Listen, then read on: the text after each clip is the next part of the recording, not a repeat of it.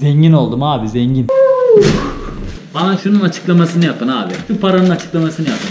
Merhaba arkadaşlar, ben Emre. Yaklaşık 3 yıldır dünyayı geziyorum ve şu anda Venezuela'nın, Latin Amerika'nın en ilginç ülkelerinden bir tanesi Venezuela'nın başkenti Caracas'tayım. Bugün şu otelde kalıyorum. Plaza Mayor Oteli. Burası Bella Artes durağında bir otel. Şimdi bu otelde neden size bu oteli göstermek istiyorum? Çünkü bu otel gerçekten hayatınızda görebileceğiniz en absürt otellerden bir tanesi. Gelin bakalım neden absürtmüş, size onları göstereyim.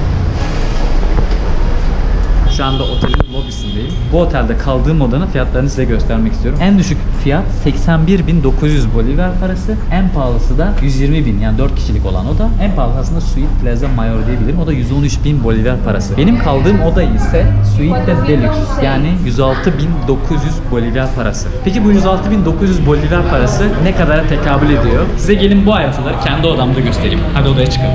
Bu otelde her şey kartla çalışıyor. Asansör dahil. Kartla odaların girişi. Kartla odaların koridorları kartla. Çünkü Caracas, yani şu an Venezuela'nın gerçekten çok tehlikeli. Önceki videomu izleyenler Caracas'ın ne kadar tehlikeli bir yer olduğunu anlayacaklardır. Plaza Mayor Oteli'nin içindeyim. Kendi odama doğru gidiyorum. 110 numaralı benim odam. İşte geldik benim odam. Şeyi açalım buradan. Evet, ışıklar açıldı.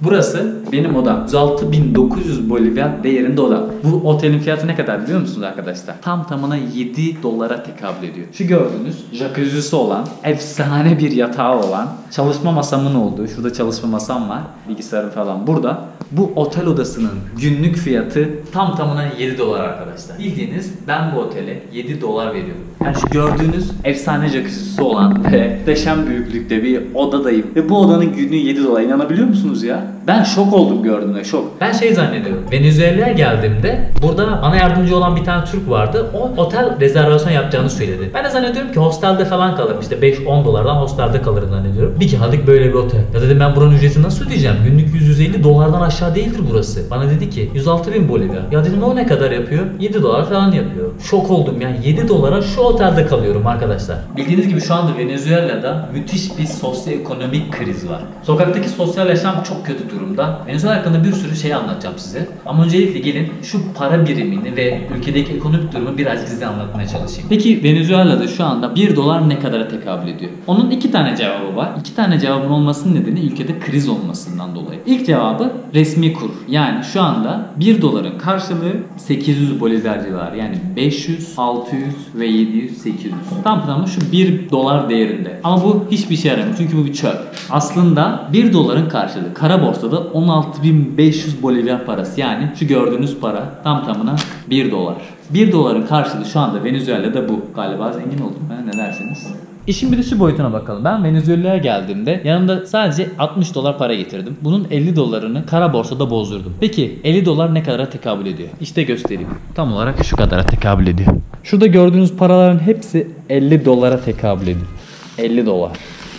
Peki ülkede bu kadar ekonomik kriz varken asgari ücret ne durumda? İnsanlar nasıl alışveriş yapıyor ve neyle besleniyorlar? Bunu anlatayım birazcık da. Şimdi elimde gördüğünüz para 5.000 bolivar parası yapıyor. Üzerinde kaplumbağa falan var. Bu 5.000 bolivar parası ne kadar tekabül ediyor dersiniz TL olarak? Yaklaşık 1 lira arkadaşlar. Şu elimde gördüğünüz para 1 lira. 5.000 bolivar parasını eğer yüzlüklerle göstermek isterseniz yaklaşık şu kadar, yani 50 tane falan yüzde ihtiyacınız var. Yani 1 lira için şu kadar para kullanmak zorundasınız. Kara borsadaki doların karşılığı bolivardan bahsediyorum. Resmi kurdan şöyle bir durum daha var. Venezuela'da şu an asgari ücret 320.000 bolivar. Yani 20 dolara tekabül ediyor. 20 dolarla insanlar peki ne yapabilir dersiniz? Hiçbir şey yapamıyor. O yüzden insanların hepsi ama hepsi bir işte çalışmak zorunda. Ben de Venezuela'ya geldiğimden beri kendimi gerçekten zengin gibi hissediyorum. Ama halbuki toplamda 50 dolara para bozdurdum. Ve bu 50 dolarla Venezuela'nın kralı olabiliyorsunuz. Çünkü dolar ülkede çok değerli. Şu anda 1 doların karşılığı olan 16.500 bolivar parası ile markette bir sürü şey satın alabiliyorsunuz. Ama bunu şu açıdan düşünün. Venezuelalılar sadece asgari ücretlerin 20'de 1'i ile 1 dolar karşılığında bir şeyler alabiliyorlar. Yani sizin 1 dolara gördüğünüz şeyler aslında Venezuelalı halk için çok değerli. Çok büyük paralar onlar. Şu anda elimde gördüğünüz parayı ben sokakta göstersem 1 dolar arkadaşlar, bu fazla paradan bahsetmiyorum. Sokakta göstersem beni vururlar bununla. Çünkü şu anda herkes para için, gıda için birbirini öldürüyor durumda. Venezuela'da şu an durum çok sert. İnanılmaz kötü. Düşünsenize, bir ülkeye gidiyorsunuz ve sadece 50 dolarla muhteşem bir otel odasında kalıyorsunuz. Harika yemekler yiyorsunuz ve krallar gibi geçiniyorsunuz. Tek bir şartlar ölmemeniz şartıyla. Çünkü burası gerçekten çok tehlikeli. Elimden geldiği kadar dikkatli olmaya çalışıyorum sokakta falan. Zaten bundan sonra izleyeceğiniz videolarda fark edeceksiniz nasıl videolar çektiğimi. Ülkede yaşamak çok zor. Herkes birbirini 10 dolar için öldürebiliyor.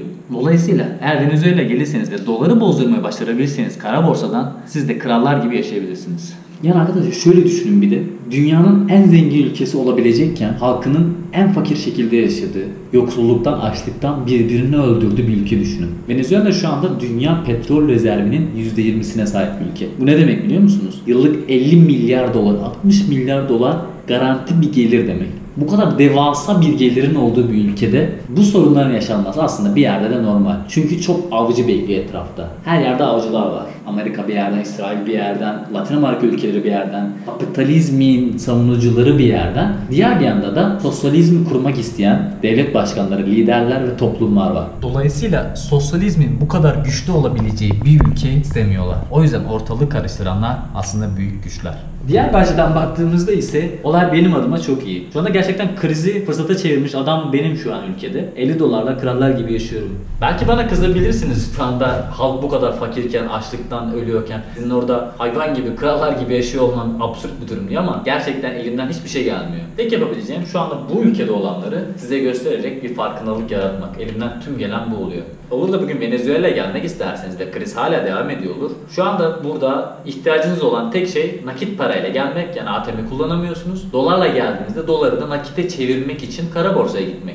Bunu yaparsanız eğer 7 dolara böyle bir otelde kalabilirsiniz ve 1 dolara istediğiniz bir sürü şey alabilirsiniz şu an ülkede.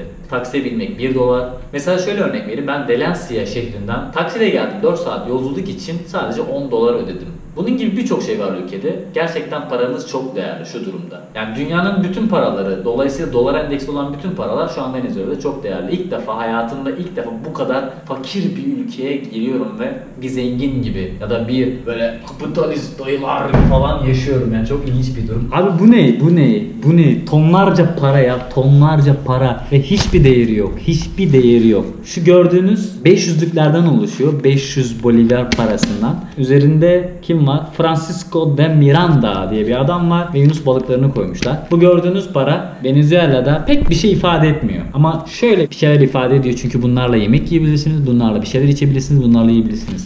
Ve parayı bozdurduktan sonra elime geçen para şunlar. Abi bu ne? Efsane bir şey ya. Mesela bir restorana gidiyorum, yemek yiyorum ve ödediğim para şöyle bir şey, böyle adama bunu veriyorum böyle giderken. Acayip bir durum yani. Ve bunları sokakta taşımak çok tehlikeli, o yüzden çantayla dışarı çıkıyorum. Genellikle yanıma ne kadar harcayacaksam o kadar alıyorum. Bir de bunların büyük paraları var. Mesela ben şu an elimde yüzlükler var, yüzlükleri size gösteriyorum ama bir de bunlar 10 bin, 20 bin gibi paralar var. Yani bir tane parayı da yanınıza taşıyabiliyorsunuz. Onları bulmak çok zor. Genellikle ülkede böyle yüzlükler, bozuk paralar var ve herkes bunu kullanmak zorunda. Zengin oldum abi, zengin. Şunlara bakın ya. Evet, artık dünyanın en zengin adamı benim. Otostopla gezerken zengin oldu. Artık kimsenin gözünün yaşına bakmıyor. Çok katlar oldu. Para Emre'yi değiştirdi diyeceksiniz. Para beni çok değiştirdi. Çok değişik oldu. Dur şöyle yapacağım, bir de artistik yapacağım, bir dakika. Paralar ne ya? Yemin ediyorum var ya, paraya elime geçtiğinden beri böyle oyun oynuyorum. Yani şu ne abi, bana şunun açıklamasını kim yapabilir? Bana şunun açıklamasını yapın abi. Şu paranın açıklamasını yapın. Fakirlik, kriz, ekonomik kriz böyle bir şey işte arkadaşlar. Anda böyle işte.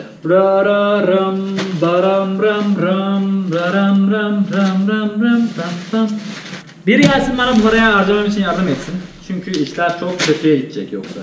Soran olursa Emre nerede diye, Venezuela'ya gitti, zengin oldu, artık sizi görmeyecek. Para Emre'yi değiştirdi falan dersin. Para beni çok değiştirdi. Çok değişik oldu. Durum böyle. Venezuela'da durum böyle. Şu anda restorana geldim. Restoranın menüsü önümde. Bu giriş menüleri. Şu sopas yazan çorba zaten. Carnes'te et menüleri. Ortalama et menülerinin fiyatı bak şu anda pahalı bir restoran. Bunu özellikle belirtmek istiyorum. Burası normal fiyatlara göre en az 1,5-2 kat pahalı. 36 bin, 41 bin, 27 bin gibi fiyatlar yazıyor et fiyatları için. 1 dolar 16.500 Bolivar. Yani 36 bin Bolivar'a bir et yiyebiliyorsunuz çok rahat. Yes. What? It's a gay. I'm not gay. Garson giymiş de seni öpmek istiyor diyor. Ben gay değilim. Şimdi yemeğimi yedim. Yemeğin parasını ödeyeceğim. Bakın ne kadar para ödüyorum. Yediğim yemeğin parasını şu şekilde ödeyeceğim. Şimdi fişi de göstereceğim size. Şu 10.000 lira, bu da 10.000 lira, bu da tanesi 1000 lira gibi bir şey bu. Yani bundan bir tanesi, bundan 10 tanesine denk geliyor. Yani 1000'e 100 zaten. Şimdi fiyat öğreneceğiz. Yaklaşık 38 bin lira bir şey bu. Benim yediğim yemek ortalama 32 bin lira falan denk geliyor. Yani 2 dolar ödeyeceğim. Ve fişim geldi şu an. Yediğim yemek 36.600 Bolivya parası yapıyor.